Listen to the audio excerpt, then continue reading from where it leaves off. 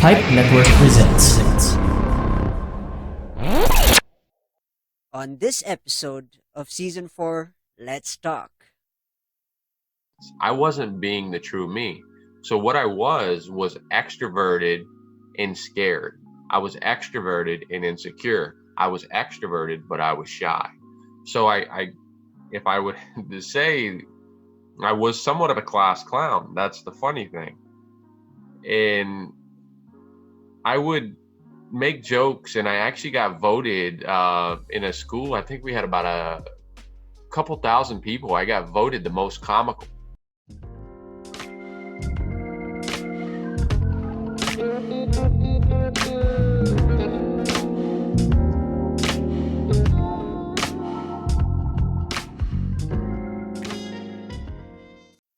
Hey folks, welcome back to the Rajiv Show, and I'm your host Rajiv Doreswamy.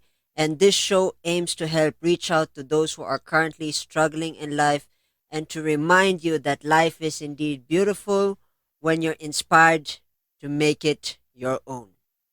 Before we get into this episode, don't forget to like, share, and subscribe to whichever platform you are using. And if you want to connect with me, you can find me on Facebook, Twitter, Instagram, and on TikTok at The Rajiv Show. All right, ladies and gentlemen, welcome back to The Rajiv Show. And we have another episode. It's another phenomenal episode. I don't know what number we are in this series in season 4, but it's nice to have a lot of guests come out and reach out and share their story on The Rajiv Show. And for me, to provide the avenue, it's I'm grateful. So now, my guest today, of course, Rajiv Show is gonna go international again. My guest today is all the way from America, and my guest is a phenomenal conversationalist. And in this conversation, we're gonna learn a lot. So, ladies and gentlemen, let me introduce my guest, Andrew S. Oaks. Hey, pal, how you doing? Wonderfully well. Thanks for having me, Rajiv. Thank you, thank you. First of all, how are things? How are things? I know I've asked this before, but yeah, how are things? Everything's going well. I really enjoy where I'm at and in my business, and I enjoy where the community is right now, and everything, my family, everything is going pretty well. So I can't complain much. Awesome, awesome. And how's it Just, going out there? it's from my end. We're getting there. We are still trying to do things right. We're getting there. We're surviving, as the common word of the day is.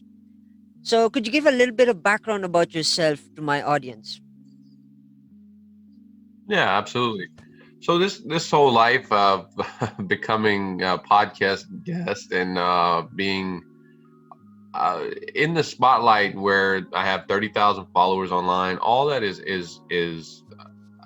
just very strange for me. The person that wouldn't even raise his hand in class, because I never really wanted to be in the spotlight, but my mission and my passion of helping people, freeing people from the grips of stress, anxiety, and depression, that's really what made me grow into doing this, because it was once my greatest fear was to do public speaking and talk out. But I struggled. I had a very rough childhood, and I struggled with stress, anxiety, and depression all the way up until age 27. I was very suicidal up until age 27. And then I fixed my life. And when I was able to fix my life and put my life together, and I was just making a lot of observations about myself, and I just started journaling them. And well, I started sharing that information with other people around me, and it started to change their lives. And then I got more and more people involved, and it started to change their lives. And then some people started pushing me, say, hey, put out a video online. I said, no way, absolutely not. My hands were sweating. I didn't even want to record that first video. I put it out. I got like 1,200 views on it. And I just kept trying to put out more and more stuff, because I knew that, 1,200 views, I could help one or two families a week with this stuff in person, or I could start putting out these videos and going on these podcasts. And I think I've already been on a dozen podcasts this year, and it's so foreign. But for everything that I'm up to, it's all because my passion and purpose is helping people. and I'm willing to grow through anything to make sure that happens. Interesting, interesting. You've opened up helping people public speaking and business. You mentioned business earlier. We're gonna unbox that a little bit later in this conversation. But before we travel into those Pandora's boxes, let's take this back a bit. You mentioned shyness, introverted. So you kind of covered my first question that I usually ask my guests, um, which kind of answered the question. Introverted. Uh, Usually, my question is, who are you if you and I were classmates in high school? Of course, some of our listeners already know that, and many of people have messaged me about that question. As an introverted person in class, what is the definite way of visual? If you and I were talking face to face in high school, um, are you the person behind the classroom, really introverted, shy, front, or in the library at the most? Not non-socialite kind of person. Who are you if you and I were classmates in high school? Taking this back to Oh, the that's a thing. great that's a great question. That is a great perspective. Just to give grounds for some from where someone comes from, man. That's a great question. And so I'm actually extroverted, Hmm.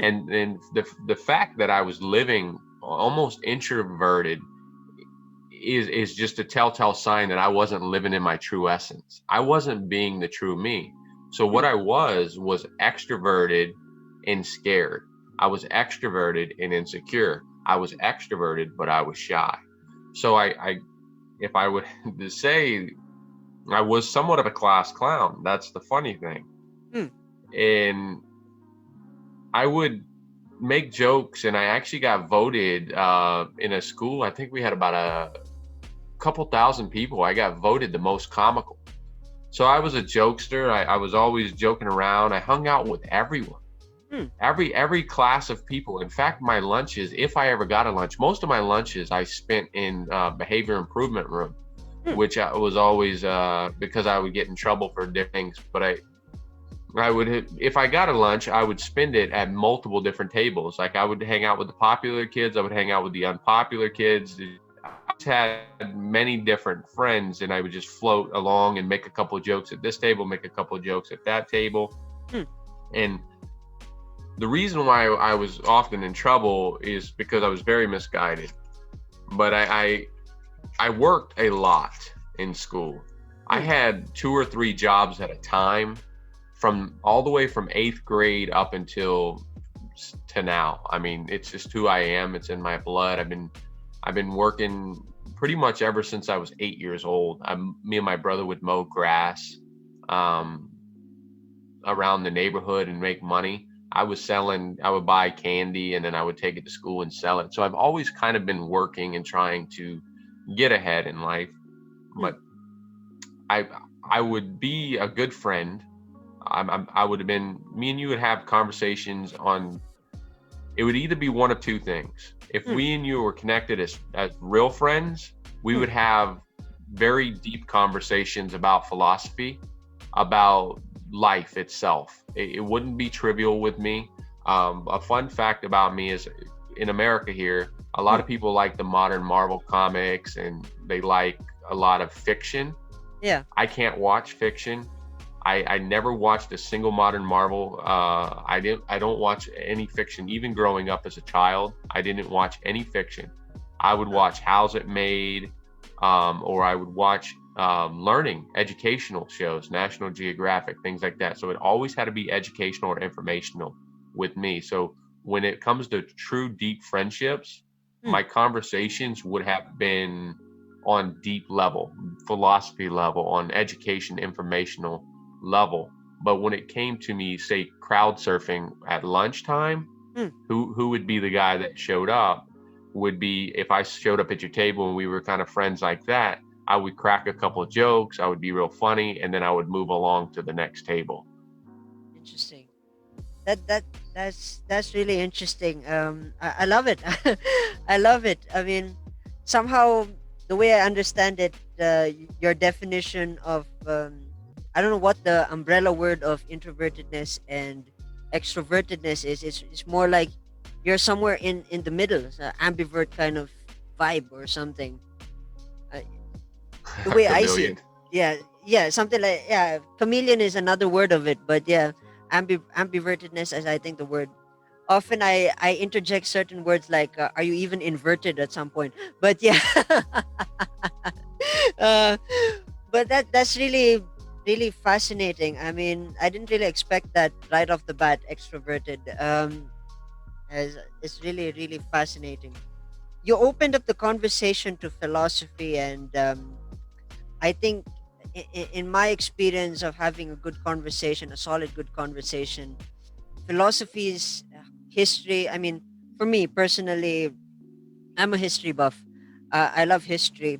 Um, and anything to do with history, it doesn't matter if it has fiction involved into it, somehow pushes the story. I mean, the narrative of history is really fascinating. And I gotta ask, speaking of history, uh, what is your favorite subject in high school, if I may ask? I would say that's a tough one. I think my easiest subject would have been mathematics. Hmm. My hardest subject would have been English. Um, I actually didn't learn how to read very well until I was 27 years old. Hmm. So I struggle with reading and writing all the way up. But here's the crazy part: Hmm. is if I always had money. Remember, I had pocket money, so I would ask people to help me with my papers, and I would ask people to help me with reading assignments, and I would. My grandmother would get the movies to any of the books that I had to read, so that Hmm. way I could watch the movie, so just to be able to get through school. But I managed to make it through school, limping, barely made it through. But Hmm. my favorite subject would have been something I would say history sometimes, Hmm. but more probably I would say science or something that you're learning more hands-on, more exciting to be present because reading it from a book was very brutal for me. So, but I like history and Hmm. I like hearing stories or like the men that built America. There's a series Hmm. that is really worth seeing if but it talks about how intellectual these people are. It talks about the inner workings of their mind and thinking and their interactions with other human beings. See, that gets my attention, and it gets all my attention. It's my heart, my brain, everything's in line, and I could feed on that. So I would say in school though, it would have to be something science based because it was hands on, and that was solely because it was hands on and it was a fun activity. Interesting, interesting. Now I could relate to you in such a way. I mean, I do agree that maths is not really the best in my vocabulary in high school. Although yes, I'm a half Indian, it just doesn't ring well with me. It's very funny. I don't know how many times I've said it, but it's really ironic. An Indian like me cannot really count. That's really a thing. English for me, English. A short story that I would love to share is um, I'm brought up in a cinephile situation surrounding, you know, if I may share a little bit of story with my experience on how I managed to improve English, my English, and how learned how to speak. If I may say so, majority of the ways that I've learned how to speak and uh, present myself was watching uh, back back when I was young. I remember every Sundays, right after church, we come off after church around 12 o'clock. We have a nice lunch. Everybody has a nice lunch, and then of course there's an on Sundays everybody takes a load off and just relaxes, and I'm there at the TV in front of the TV, and I think around 5 p.m. or something they have this thing called Please Believe It or Not, where they talk about these things, these unbelievable acts by people who've done things Yeah. that are unbelievable. I'm sure you've seen these stuff, and that's when my fascination for movies and intellectual stuff, uh, m- how I learned how to improve my English came from that, and then moving forward into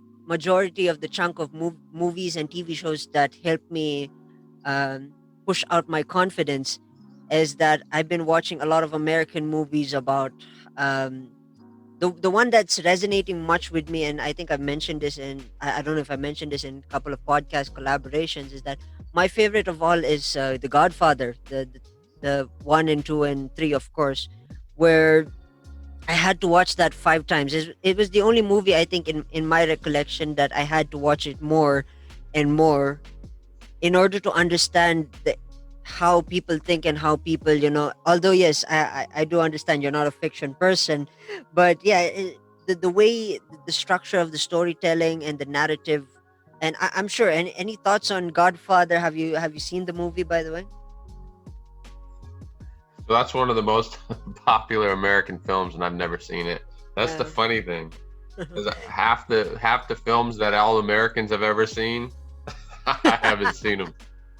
But I mean, if you have spare time, it's a nice film. I mean, it resonates with the way of thinking and stuff like that. I mean, uh, for me personally, I really enjoy it. And in terms of inspiration and motivation, I'm gonna transition from movies to to TV shows, and of course, this was trending last year, the pandemic 2020. It was, of course, The Last Dance, but the documentary of Michael Jordan. I'm sure you've never seen this, but it's also another thing on the list. No, If I you haven't. if you if you have a list right down there, you got to check out Godfather trilogy and Last Dance.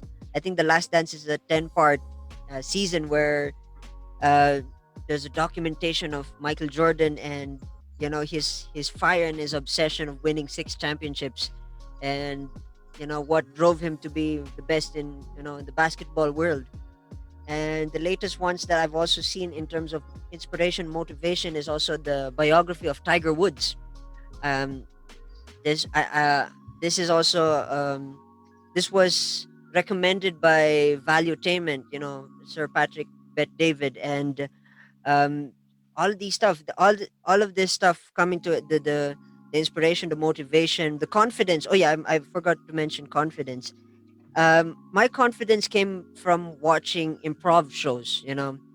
Um, One thing I envy Americans is that they have so many platforms for many types of shows and types of experimental stuff that some certain countries don't really get much exposure of. And I'm a big fan of Yeah, improv.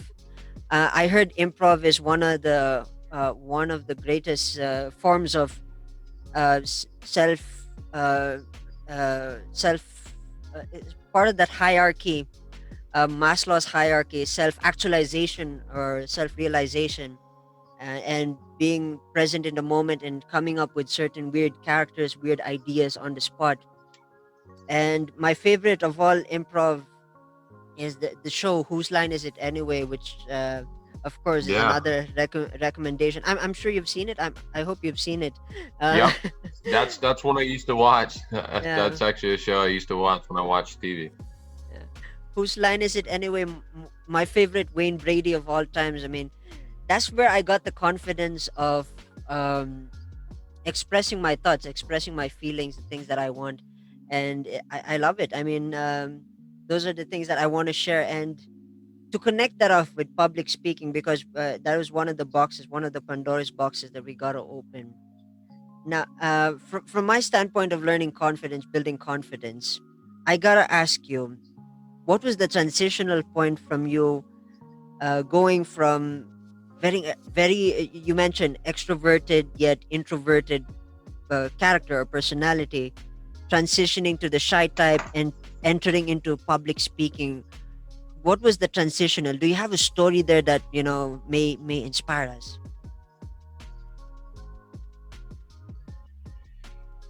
Yeah, so I started helping people. Let's take a look back at growing up, where the shyness come from. My Hmm. mom was very vocal and embarrassed me in public a lot. Hmm. Um, uh, it was very hard for me emotionally as a kid, but I also, so that's one setup from where that came from. But if you look at my dad, on the other hand, Hmm. and you look at my interactions with my dad, we would go out in public and we would get in trouble for being loud. Yet my mom was very loud. It was very peculiar. But my dad would often say that there's two types of people in the world. Hmm. There's one that comes to be the show, and then there's one that comes to see the show. And my dad made it very clear that we're the come to see the show type of people. Hmm. So that was always ingrained in me, and I was always, my self-esteem was very low. My mom used to call me homophobic slurs when I was a young boy.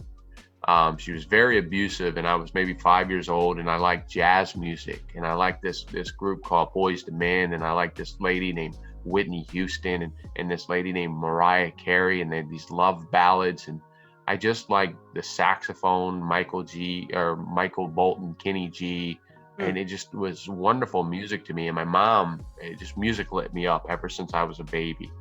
And my mom just did not like, I guess, my preferences. And she just really went off on me, teed off on me with the homophobic slurs. So I always felt like I was not good enough. And I always felt like I was broken. I wasn't wrong. I wasn't right because I liked flowers. I like beautiful tree. Like, if you see a cherry blossom tree that's this beautiful pink, and it's like, my heart says, oh my God, that's beautiful. And my mom just kind of like beat that out of me, and she didn't want that in me. And I grew up to be this really, really tough guy, where I worked. My career is one of the hardest in America, the most death rates in America, which is the railroad. I had a farm. I was raising my own my own animals and butchering them myself, goats and sheep and chickens and ducks and turkeys and pigs. And I'm wrangling these 200-300 pound critters, and I'm putting them in the freezer. I'm butchering them myself. I'm cooking them myself. And I was an alligator hunter. I was an avid hunter. And I was hunting. I don't know if you're familiar with an American alligator, but they're very large animals. The biggest alligator we ever got was 12 foot, 545 pounds. So about 3 times larger than an average male weight. It's very, very heavy. And we put it in a 14-foot John boat. So almost as long as the little boat that we were in. But that's who I was. I had morphed into that character of like being this tough guy because it's so wrong for me to be sensitive. I thought it was so wrong for me to like these flowers, and I had to be tough and do all the things that all these men were doing. And that wasn't the case. And I ended up in a very skewed place, but I always felt insecure. And the reason why I felt insecure is just because I was never truly being who I was. If I would have just really stepped into my essence and reclaimed my life earlier, it wouldn't have took me until 27 to find who I am. And now, if you look, I have tattoos of flowers on my arms. I don't mind if somebody judges me now. I don't mind the music that I listen to. I don't kill animals, and I rarely ever eat meat now. Rarely ever eat meat. So I've made a complete transition. In fact, I'm so against killing things, like for myself, just for myself. I don't care what anybody else does. That's none of my business. I'm not judging anybody for killing a spider or killing a bug, but I'll catch the spider in the jar and I'll transport it outside. So that's the night and day difference between my old life and my new life. However, that struggle from being, open with everybody, to be vulnerable, it's almost exposing yourself to the greatest amount of pain that you can ever feel. Because truly, the most pain that I've ever felt in my life, even though I've broken bones, I've broken my neck. I've literally broken my neck. I have 2 titanium plates and a ball bearing in the spine of my neck. Okay, so I know physical pain, but that doesn't get anywhere close to the emotional pain that I felt from human beings. So when you open yourself up to public speaking, it is like opening yourself up to be hurt in the worst of ways. So it's a terrifying thing. For me, it was terrifying because here I am, finally stepping into my true self and becoming me. Now I'm going to let the world judge me. Now, Hmm. how would I get through so much fear? Why would I push through so much fear? It's because I identified my purpose. I identified my passion. And I know that my fear is there. I know my hates are there. Did you know I hate technology? I Hmm. hated technology. And I didn't know much about computers at all or even a cell phone until 3 years ago. But Hmm. now I built my own website because I'm learning all this stuff. I'm pushing through my fears, I'm pushing through my hates, all because my passion and purpose is to help people. And when you start helping these people, affirmations start to come in. I had this guy call me, and he's a big guy. He's, I mean, a very, very large human being. He probably was about, I don't know, 6'8", 6'9", and he probably weighs about 350 pounds. And I had helped him with some things in teaching him a few things about finance and about philosophy. And he calls me on the phone, and I hear it in his voice, and he starts to choke up, and he's like, and he's trying to get his words out, and he's starting to cry. And he says, Andrew, I want to tell you thank you because for the first time I have hope. Hmm. That right there was one of those affirmations where it's like, okay, well, you have an opportunity to help more people. Are you going to be a coward and stand in the shadows? Or are you going to allow yourself to be vulnerable and get hurt so you can help those people? And I said, you know what? I got to make these videos. I got to put them out. And that's what I've been doing. And stepping on this stage this year, it was very hard. My hands were shaking. Hmm. My legs were sweating. I mean, it was hard. But to me, even though it's still difficult leading up to it. And you would think you would just start becoming accustomed to it, but it's so unnatural for me. It Hmm. wasn't who I was. And it was, I'm trying to be obedient to my passion and purpose, which is to make sure that I'm helping people, that I'm putting my true energies and my true effort. And if I don't step into it with courage, will I ever step into it? Or will I ever fulfill my destiny here if I don't? Wow. I mean, I feel like you've transported me to your canteen in your school. This is how I feel right now, pal. Um, I felt like I've been transported to the canteen in your high school. I mean, the way I envision it is with the locker rooms and the canteen lady serving us, with, favorites of the day or favorites of the weekend. You and I are having. I feel like that right now. I mean, I love it. I love it. Awesome. These are the things that I live for. Conversations like this, which is a dime a dozen from where I stay, in my opinion, of course. Not to offend those who are listening, thing. And I love it. I mean, I want to move forward into the conversation about the thing you mentioned. You had a business, which is the last of our Pandora's box to be open. But before that, folks, we're gonna come back, and we will be right back after this short break. Do you want to get great deals? Go to Pipe Marketplace. Visit pipenetwork.co/marketplace and use the promo code TRS to get exclusive discounts. Chat with them now. Basta Podcast, Pipe Yan. If you want to learn something new or useless about the world around you, why don't you try listening to the Banyu Podcast Reflushed on Spotify, Anchor, or any podcast app that you use? Hey, folks, welcome back to our episode here. And my guest, of course, Andrew Oakes. I hope I pronounced your name right, pal, by the way, in the introduction, and I just realized. I hope I nailed it. I nailed it into the T.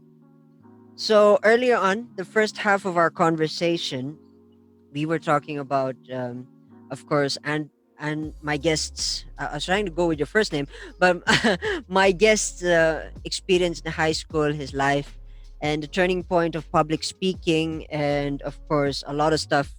Maths and history and many stuff, and it's pretty interesting. We To wrap the first conversation, we ended it with a very powerful philosophical conversation, which is amazing, and uh, I really am grateful for that. I want to talk about business. Business, of course. Um, I want to transition this in this the narrative of the storytelling in our conversation is that we've opened this up from high school all the way to public speaking, which you mentioned in the first half of this conversation, and then you've also connected that to helping people. I gotta ask though, uh, when does business become a part of passion in terms of connecting with people, in terms of helping people? Where's that line? Where do you draw the line in terms of how you deal with business, if I may ask?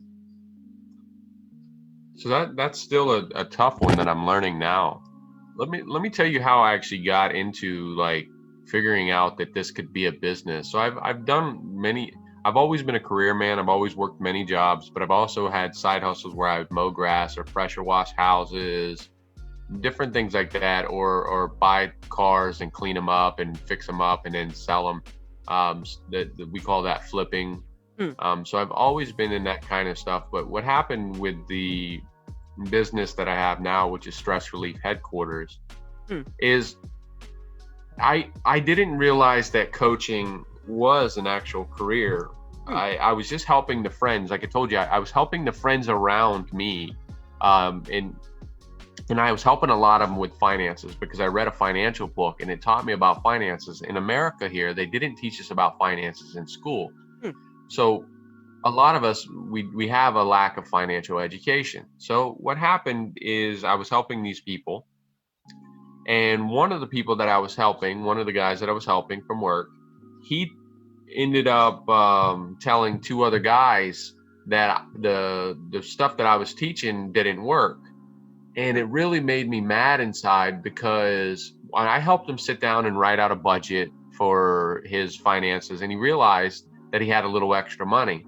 And I told him to cut up his credit card. So no, debt is bad. So paying somebody interest is a very dangerous and bad thing according to this book. And I was never taught that up until reading that book. Anyhow, Hmm. the guy went and bought a new boat, and that boat was a very, very nice and very expensive boat. Hmm. And he was basically saying that I almost got his water turned off because he couldn't pay his water bill on a credit card, because I did tell him to cut up the credit card. Hmm. I hope you know what credit cards are. Yeah, yeah. So I told him to cut up the credit card. Hmm. And I told him because he couldn't control it. He was going out to lunch and buying like two other people that he worked with lunch when him and his wife were on a budget. They weren't supposed to be spending money, but he's spending money on a credit card. He's buying gas on the credit card. Like, hey man, you don't have enough self-control. You can't possess it. So I did tell him to cut it up, and he was citing that cut up credit card as the reason why he almost couldn't pay his water bill.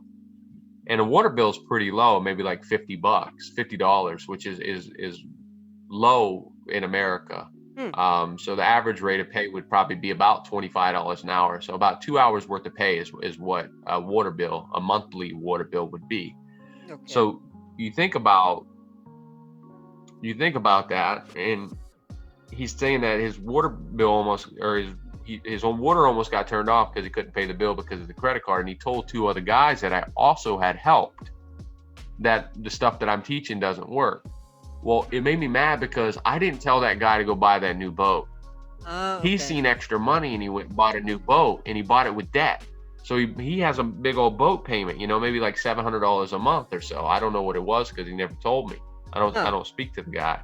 But I was so bitter that I spent all that time helping him and his wife. And he not only lashed out against me, he lashed out against me to two other coworkers that also was doing the same plan. They were optimistic, they were happy, they were excited, they were in progress. And then now here's somebody saying that it doesn't work.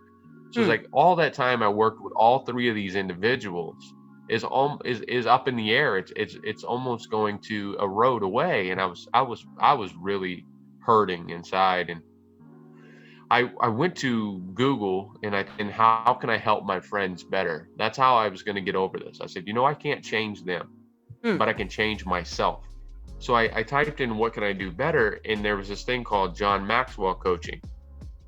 And it said that, help your friends, influence your friends, and all this other stuff. And I was like, you know what? This is exactly what I need. So I signed up for it. And I I paid a lot of money for this, and I had no desire, and I'm shocked that I even spent that kind of money, because that's not in my nature. I'm a very frugal person. I'm very cheap in nature. I wouldn't spend that kind of money. But my passion and my purpose was to help people.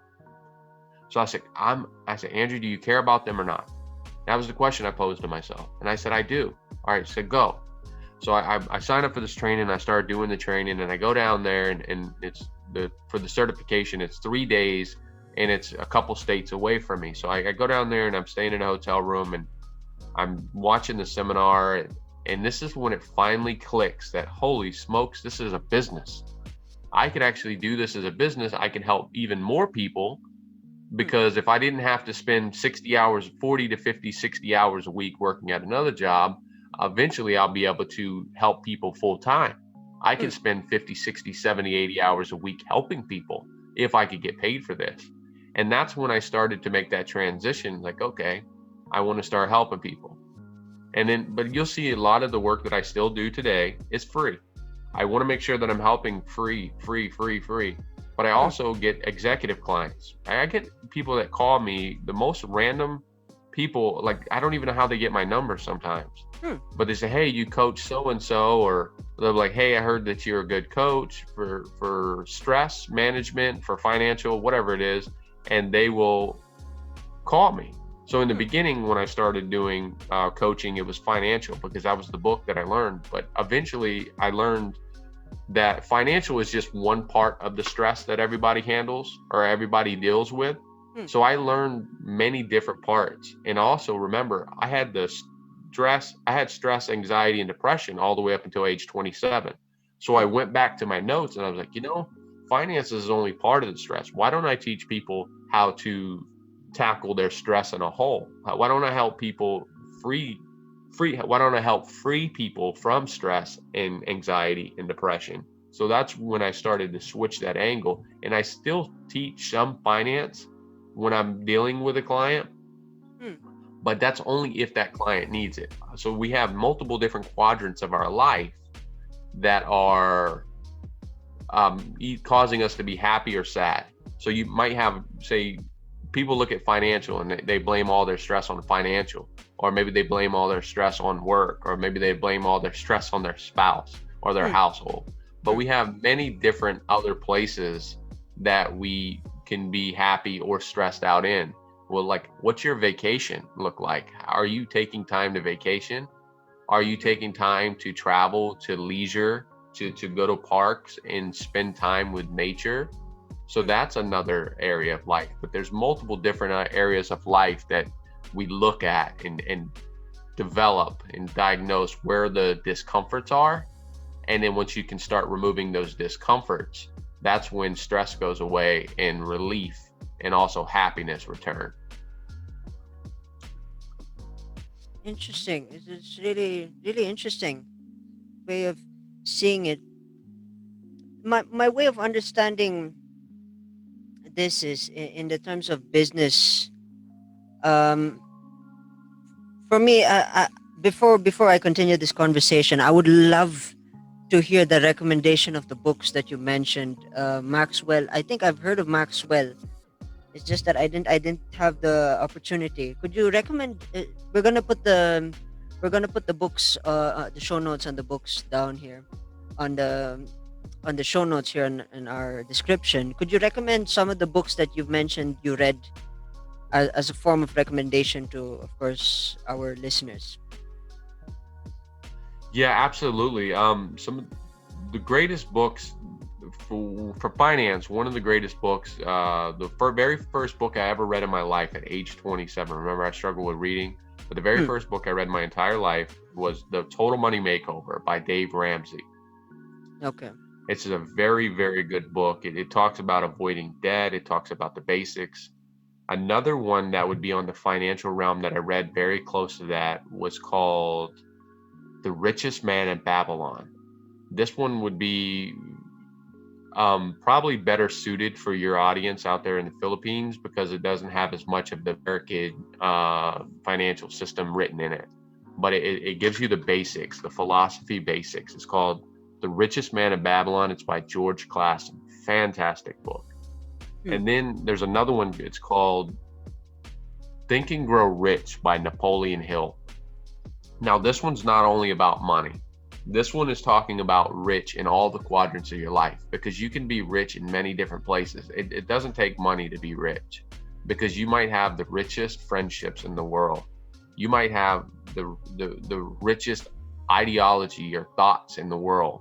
You Hmm. might have the nicest park right there by your home, Hmm. and you don't need much. You might have the best philosophy. You might have, there's so many different riches. You might be able to experience happiness greater than anybody else, just because it's who you are, it's who you're in line with. But there's so many different riches other than financial. But this book talks about how to acquire those riches. So another riches is written in that book is the ability to trust other human beings.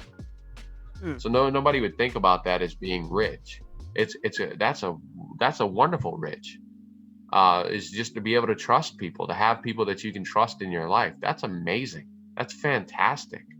So it talks about how to acquire success and to become rich by the process of your thinking. So that's another one. But if they want a full list of the books, they can go to my website, stressreliefhq.com, and my favorite books are on there. I have many different ones. The Happiness Advantage is another good one by Shawn, I think. Interesting, interesting. Coming back to the conversation earlier before thing. Um, I have this one curious question in terms of the business, because I've noticed that there's a pattern of thought in how you did things. Of course, you mentioned earlier, of course, that you've worked on almost a large chunk of majority of the odd jobs when you were in high school as well. You know, you mentioned that in the earlier conversation. I remember. And then Yeah. moving forward with all those experiences with the alligators and the car wash and all this whatnots that you've added into your repertoire. I gotta ask though, when you found out that thing, because I have this one question. The reason why I'm saying these words is that as a starter pack for people who are wanting to dive into a certain form of their passion, what are your thoughts on niches and starting this, starting that? Because the way I've seen it is you went from general to specific. The way I've analyzed the entire conversation is that you've done almost everything on earth, and then um, y- and then you went into financial, and then you went to alligator hunting. It's all part of the whole journey. I'm compiling it, and then as you went down to the niche, when you went into finance, that's when you started getting people, and you were helping them out, and then you started slowly widening that niche into personal self improvement and whatnot. I gotta ask though, from your perspective, what are your thoughts for people when it comes to niching it, or going learn everything and then dial it down? What is your thoughts on this? What is the point of attack best suited for an individual who is listening to us right Rajiv, that is a wonderful question. That is a fantastic question. So I would say that I'm a little bit biased. now? Hmm. So I was told by many coaches all the way from the very beginning. It was funny because I had other coaches calling me, Rajiv. I Hmm. had coaches, like high level coaches, that are making hundreds of thousands of dollars a year. They're already doing public speaking. They're calling me. Hmm. The low guy on the totem pole, the new guy to the field, and people were calling me to coach them, Hmm. because my philosophy is very sound, it's very strong, and more people that called me, that I was more and more shocked. But a lot of the advice that I was given was that I needed to find a niche, and Hmm. it was just a struggle for me to find a niche. Hmm. I didn't want to be stuck in a box, and it's not who I am. And I wanted to continue to just help people, and that's what I did, is I help people. But as I grew and I learned, I did learn to somewhat tailor my message. But my idea the whole time was, those coaches that are out there, and maybe there's maybe an artist in the field, some fields that they make a good living.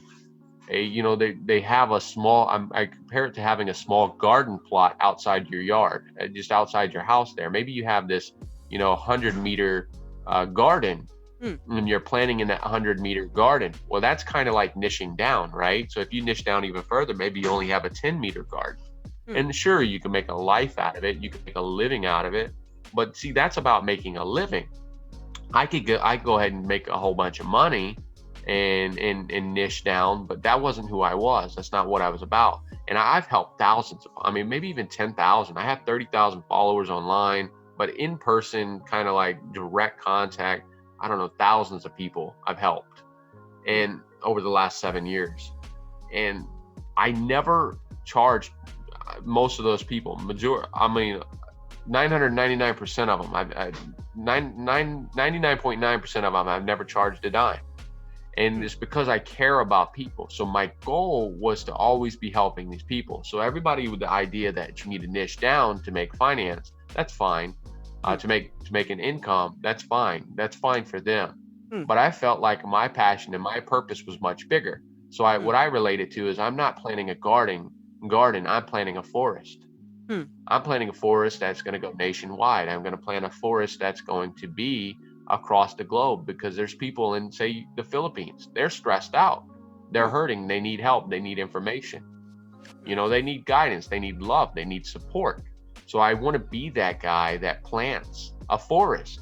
I don't want to plant I want to reach out and make sure that I'm making a difference in the world over niching down. However, it does look like I niche down, but my subject just so happens to touch every single human being on the planet, which I knew all along. My goal was to help every single individual. Now, what would be the advice that I would give somebody else that had a specific thing? If niching is in line with your passion, it is in line with your goals, there's nothing wrong with it. That is probably the quickest way for an income, but also thinking outside of the box inside of your niche. So to be able to add your own style to it, so it fulfills you, so it makes it feel good when you do it, because you want a business that energizes you. You don't want to do something you're good at because it's in your niche, or you don't want to niche down into something you're good at, because I'm really good at financial coaching. But let me tell you, financial coaching is very difficult because I'm an emotional guy. I love people. And whenever I have somebody, I helped a couple. Let me give you an example. A reason why I cannot be a financial coach, even though I'm really good at it.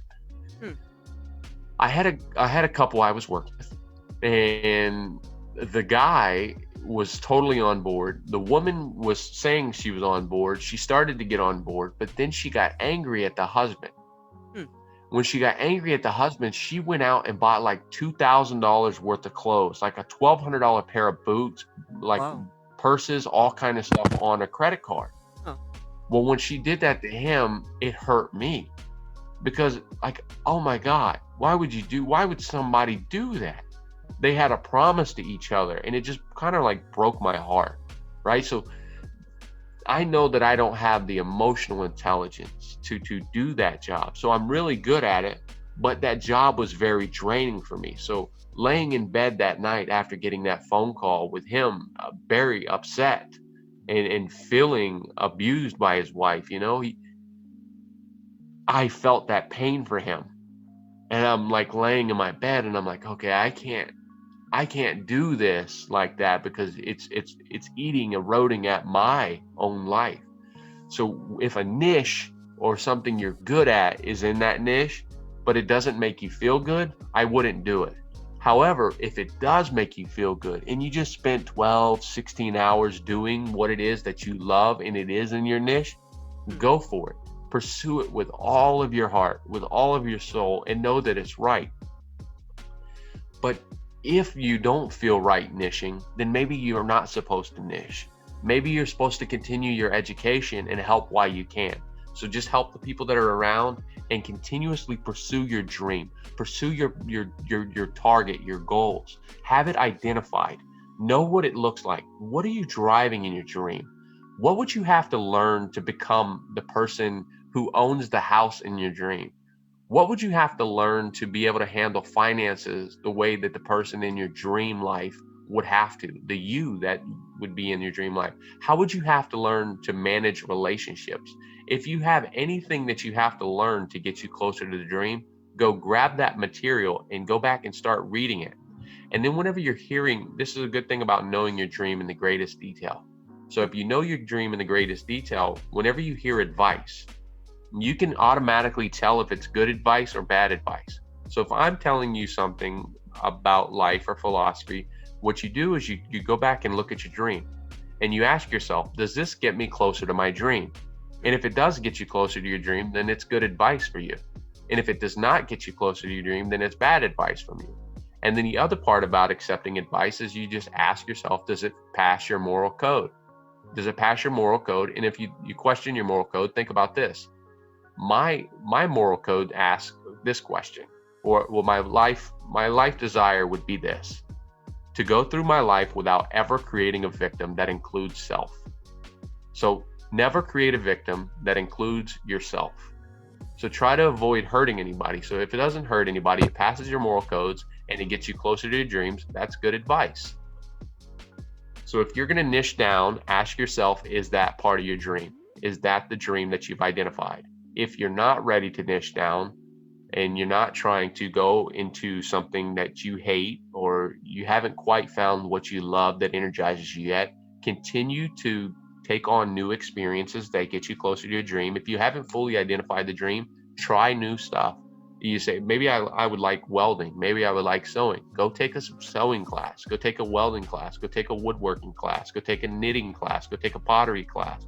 Go take an art class. There's maybe a musical class. There's different things that you can do, but make sure they're heading toward your dream, or they're in the name of finding out, in the name of identifying what the dream is. So that would be my advice on niches. That is powerful.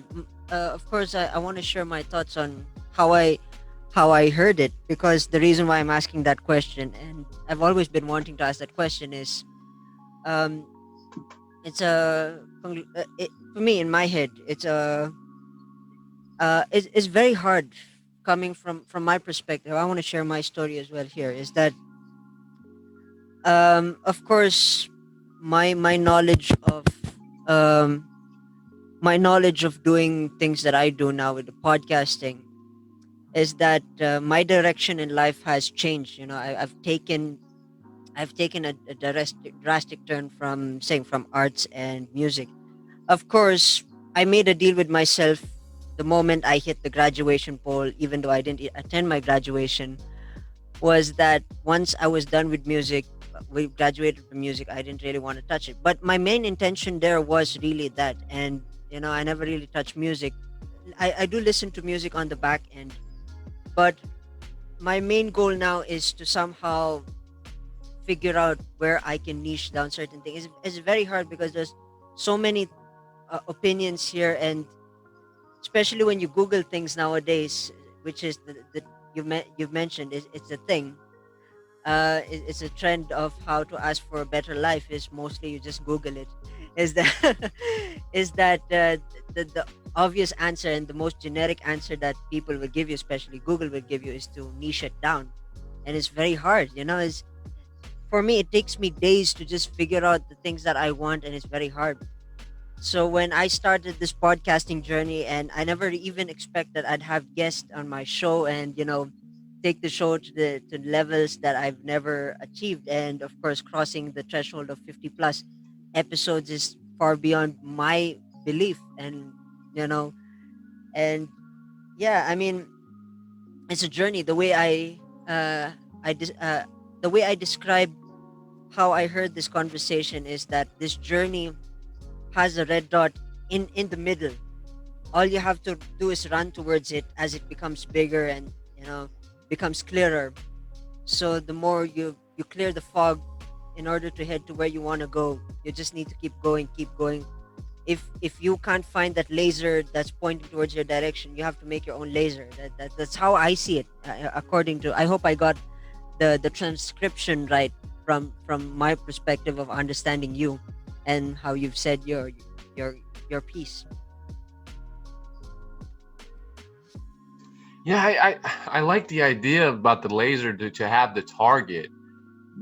But one thing that people are searching for is the vehicle that's going to get them to the dream, Mm, right? So they're searching for the vehicle, but you got to identify the dream before the vehicle will present itself mm, to you. true, But true. you also got to go looking.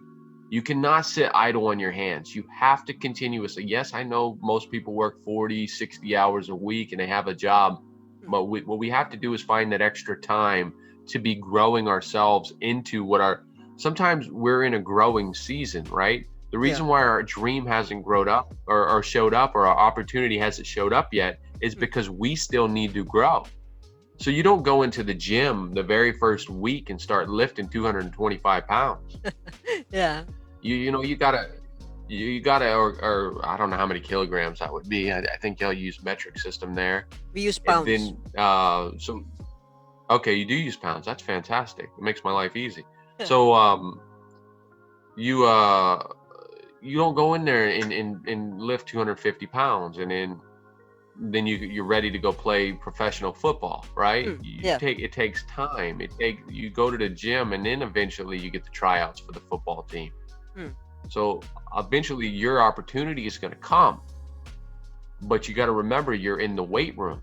You yeah. know, the weight room is WAIT, but also the weight room where you're lifting weights. You got to make sure that you're lifting weights behind the scenes. And I'm talking about mental weights, right? You know, lifting Mm, these books up, lifting these ideas and learning more about what interests you and mm, try it out, play around with it, have fun with it. If it's not fun, if it's not bringing you energy, remember to just let it go.